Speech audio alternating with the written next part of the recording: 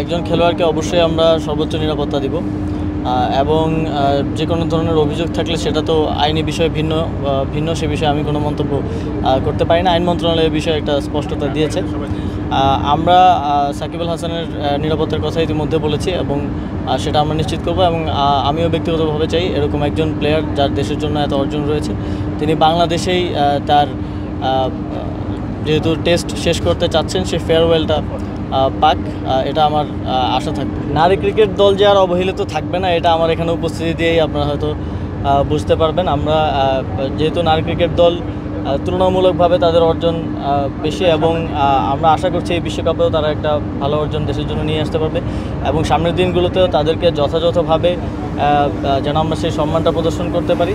এই অবহেলার জায়গাটা যাতে এই অভিযোগটা যাতে আর না আসে সেজন্য আমরা কাজ করব এবং তৃণমূল ক্রিকেটের ক্ষেত্রে বা তৃণমূলে স্পোর্টসকে নিয়ে যাওয়ার ক্ষেত্রে আমরা প্রথম দিন থেকেই বলেছি প্রান্তিক পর্যায় থেকে স্পোর্টসটা উঠে আসতে হবে।